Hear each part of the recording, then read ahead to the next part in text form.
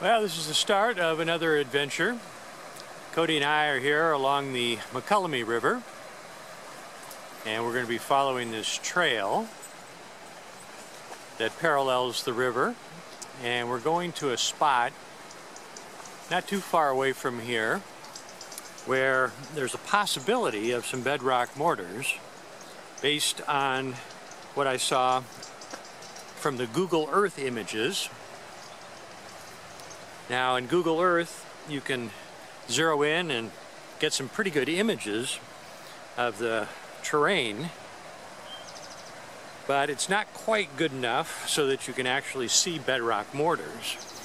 So what I do is use Google Earth to zero in on likely areas and then get in a little bit closer and try to follow the shore of a river or a stream until I can see a large outcropping of rock. And of course there's no guarantee that there's going to be bedrock mortar there, but if it's in an area near where a village was at one point in time and there's a good outcropping of rock and it's near the water, it's at least worth a look. And right here in the foreground is almost a perfect rock for bedrock mortars. It's obviously right by the river, and it's really pretty flat, large, lots of room, and in fact there are a lot of bedrock mortars here. Here's a real good example of a bedrock mortar. Move around. And you can see the almost perfect circular shape. It's just the right size. And let me pan over here. There's another one over here. It's made more obvious by the fact that there's some water in it. And you can see the circular shape very well.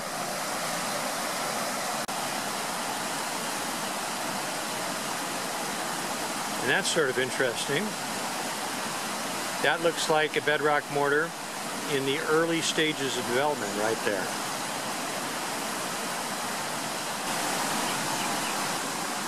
There's another bedrock mortar. So on this particular rock, I found 9 separate bedrock mortars. One of the nice things about using Google Earth is that you can identify 2 things. One is areas like this, which are likely areas for bedrock mortars because there's a whole bunch of rock that's exposed right here. And the other thing that Google Earth is good for is looking in areas and not finding anything, because then that helps to narrow your search.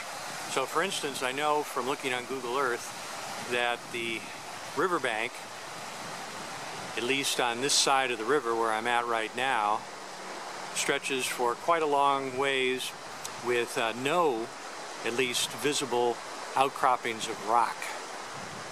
At least not visible from Google Earth. And so it'd be a waste of time for me to go down there and break through the brush and try to find something when the likelihood something is there is very low. This could be a bedrock mortar. This is the first one that I found in this big rock pile. I'll just move my hand over here so that you can get an idea of its size. It's not a real big one, but it has this characteristic shape and smoothness at the bottom, like it's been ground out by some pestle. Here's another look at this bedrock mortar. Zero in just a little bit. And from this angle, I think you can see better that it probably is a bedrock mortar. You can hear Cody shaking in the background there, maybe breathing over my shoulder. I'll move a little bit closer and you can see. Okay, Cody, move. Alright, now that I've moved closer, I can reach down in there and scoop out the dirt, and you can get an idea of the size of it.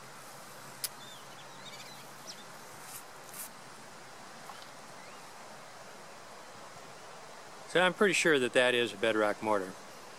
Now this is a large area of rock, but most of it is boulders.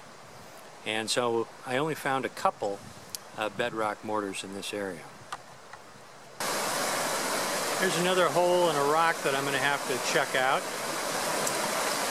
It's on the right side of the frame. Let me zero in a little bit.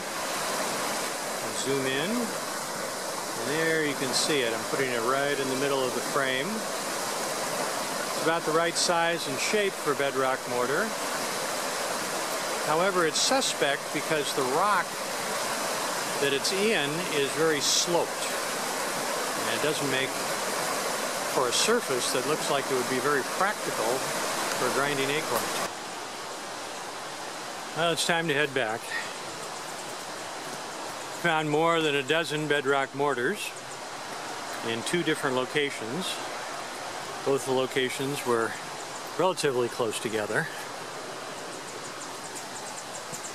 And this is on public land.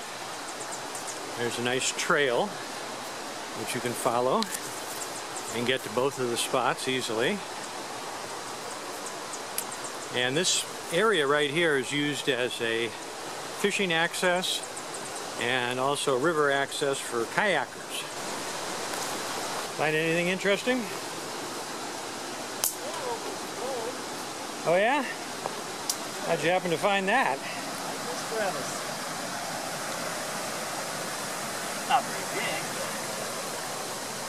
Ah, I'm doing a little here, let me get my finger and you can see it. Little YouTube video, if you don't mind. All right.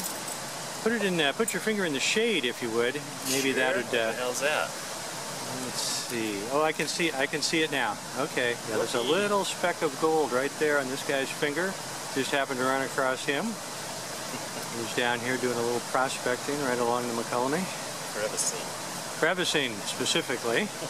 Yeah. Well, I usually just look for these crevices that are, especially going across the river like this, and then whenever the water comes across it, the gold drops into it.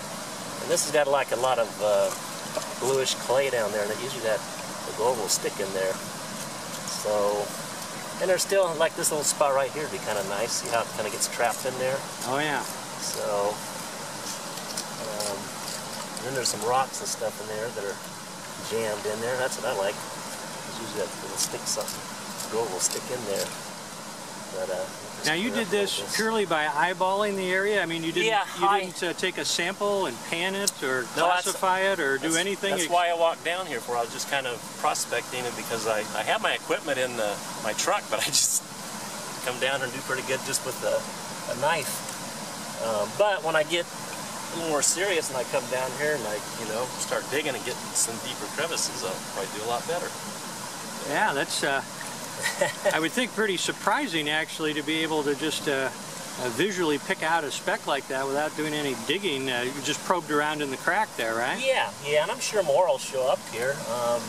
Because I've done a number of little outings where I've done some, some panning and used a sluice box and stuff, and picked up little pieces, little flakes of gold, even little tiny nuggets. But that's usually only after moving a lot of gravel. Quite a bit of overburden and stuff. Yeah, getting doing some classifying and then panning it out and finding it at the very bottom there. But just I'll tell you what, if you really want to see some real nuggets,